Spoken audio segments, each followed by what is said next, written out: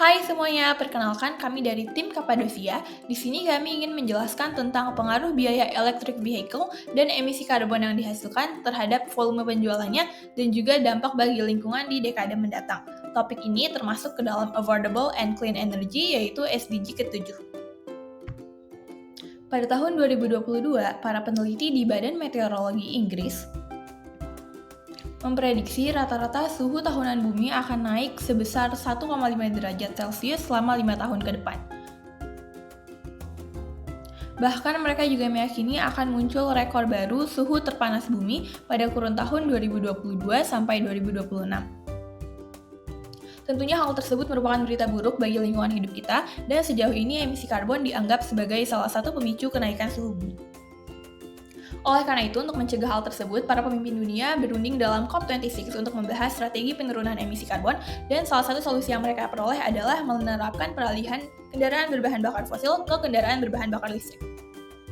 Namun, saat ini harga mobil listrik masih terbilang cukup tinggi, dan masih diperlukan eksplorasi lebih lanjut terkait emisi karbon dari mobil listrik. Oleh karena itu, perlu adanya analisis terkait biaya dan emisi karbon dari mobil listrik terhadap volume penjualan dan lingkungan.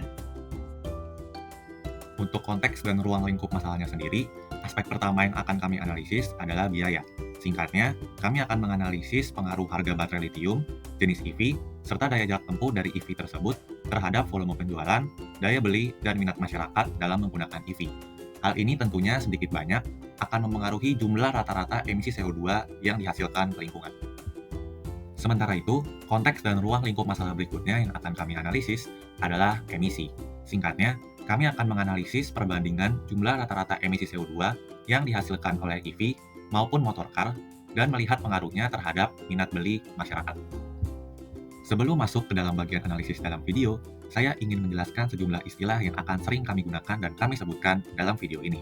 Pertama, ada BEV atau mobil listrik yang bergantung sepenuhnya kepada baterai, lalu ada PHEV atau mobil listrik yang bergantung kepada baterai dan bensin, lalu ada sales atau total penjualan dalam suatu tahun, serta stok atau total jumlah produksi dan jumlah unit yang beredar dalam suatu tahun.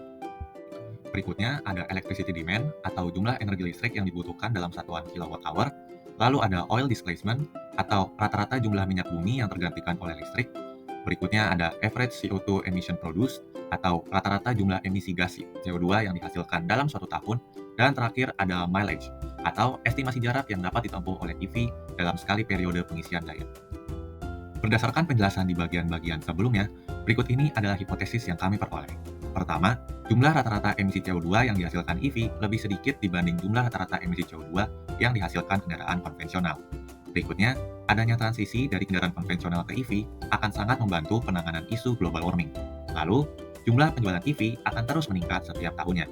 Terakhir, harga yang semakin terjangkau membuat banyak orang lebih memilih EV dibanding kendaraan konvensional saat ini. Untuk menganalisis masalah tersebut, kami menggunakan dua dataset. Dataset yang pertama adalah dataset mengenai rata-rata emisi CO2 yang dikeluarkan oleh mobil listrik dibandingkan dengan mobil biasa, serta dataset yang kedua adalah mengenai harga mobil listrik. Setelah membersihkan dataset, pertama-tama kami menganalisis mengenai jenis kendaraan mana yang lebih sedikit berdampak negatif pada lingkungan. Dan terlihat dari grafik di sini bahwa rata-rata jumlah emisi CO2 yang dihasilkan satu unit PHEV lebih sedikit dibandingkan jenis kendaraan lain, kemudian diikuti oleh BEV dan juga motor cars. Selain itu, perhatikan pula bahwa sejak tahun 2016, emisi CO2 yang dihasilkan per satu unit kendaraan listrik mengalami peningkatan, yang diprediksi karena adanya peningkatan frekuensi penggunaan kendaraan listrik di kalangan masyarakat.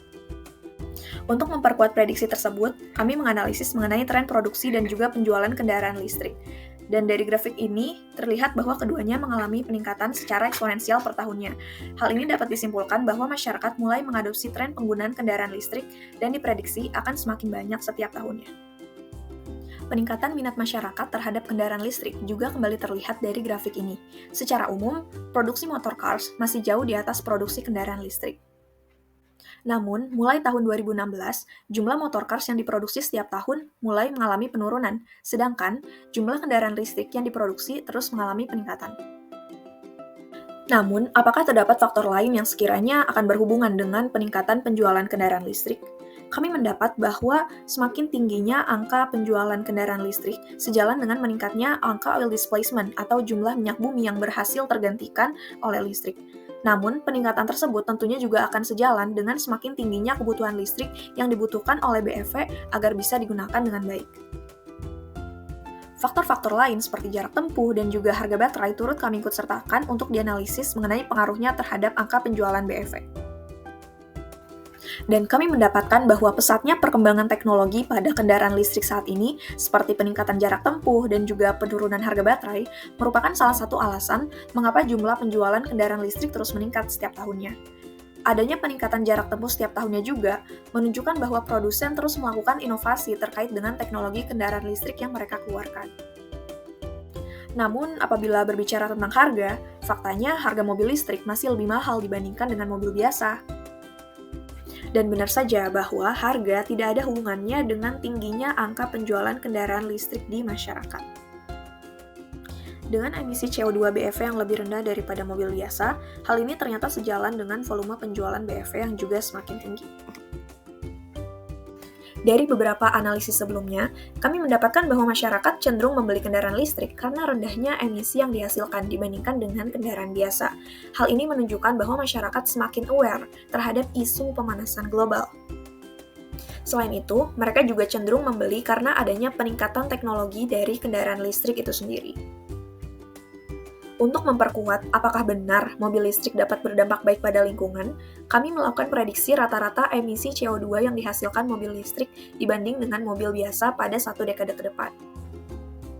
Setelah melakukan training terhadap 4 model menggunakan 4 variabel, kami memutuskan untuk menggunakan model linear regression karena model tersebut menghasilkan akurasi yang paling tinggi dibandingkan dengan model lain seperti XGBoost, gradient boosting, dan juga random forest.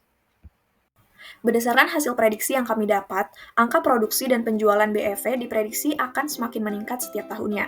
Tak hanya itu, indeks oil displacement atau sumber daya yang dihemat karena adanya transisi ke kendaraan listrik juga semakin meningkat. Dengan demikian, dapat disimpulkan bahwa tren kendaraan listrik masih akan terus berlanjut hingga 1 dekade mendatang. Setelah dilakukan beberapa perhitungan, kami mendapat kesimpulan bahwa penggunaan kendaraan listrik disinyalir dapat menurunkan rata-rata jumlah emisi CO2 yang dihasilkan hingga 56,68% per 1 unit kendaraan selama 1 dekade ke depan. Oleh karena itu, peningkatan penggunaan mobil listrik ini akan berdampak baik terhadap lingkungan dibandingkan dengan mobil berbahan bakar fosil biasa. Berdasarkan hasil analisis yang telah dijelaskan sebelumnya, kami berhasil menarik beberapa kesimpulan. Yang pertama adalah penggunaan mobil listrik harus terus digalakkan untuk menurunkan jumlah emisi CO2 karena jumlah emisi yang dihasilkan jauh lebih sedikit dibandingkan dengan motor cars. Lalu yang kedua adalah jumlah rata-rata emisi CO2 dari EV yang meningkat setiap tahunnya bukan merupakan hal buruk, melainkan merupakan indikasi peningkatan transisi motor cars ke EV di masyarakat. Lalu yang ketiga adalah tingginya volume penjualan mobil listrik tidak dipengaruhi oleh harganya, melainkan oleh isu global warming dan juga peningkatan kualitas EV yang membuat masyarakat semakin tertarik untuk membeli EV. Lalu yang keempat adalah supply and demand EV terus meningkat, tandanya publik mulai mengadopsi tren penggunaan EV sehingga dapat mencegah fenomena global warming di dekade ke depan. Yang kelima adalah berdasarkan perhitungan, penggunaan EV disinyalir dapat menurunkan rata-rata jumlah emisi CO2 yang dihasilkan hingga 56,68%. Yang terakhir, kami juga menyarankan untuk pihak-pihak terkait dapat memperbanyak kebijakan yang dapat mendorong masyarakat untuk menggunakan EV. Nah, untuk pihak-pihak terkaitnya sendiri, kami klasifikasikan menjadi 3. Yang pertama adalah pemerintah. Pemerintah dapat memberikan insentif atau subsidi dalam pemberian pajak EV, kemudian mempermudah perizinan pengadaan infrastruktur EV, dan juga menjadikan isu EV sebagai fokus COP berikutnya. Yang kedua adalah pihak swasta.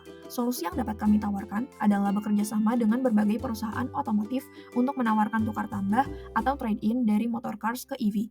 Kemudian, pihak swasta juga dapat bekerja sama dengan berbagai perusahaan transportasi online untuk menambah armada EV. Dan dari pihak yang terakhir yaitu community partner, solusi yang kami tawarkan adalah berkolaborasi dengan community partner untuk membuat gerakan yang mempromosikan penggunaan EV sehingga masyarakat lebih aware terkait dengan keuntungan yang mereka dapatkan dari penggunaan EV itu sendiri. Yang terakhir, ada implikasi dan rekomendasi untuk kelanjutan penelitian ini, tentunya dengan memanfaatkan dataset lengkap yang cakupannya lebih luas, seperti dengan melakukan analisis lebih lanjut tentang biaya operasional kendaraan listrik dalam jangka panjang, meneliti faktor-faktor yang dapat mempengaruhi adopsi kendaraan listrik oleh masyarakat, dan membuat penelitian lebih lanjut terkait sumber daya yang diperlukan. Demikian hasil analisis mobil listrik dan juga pengaruhnya terhadap market dan lingkungan. Semoga hasil analisis ini dapat bermanfaat pada perkembangan teknologi ke depannya.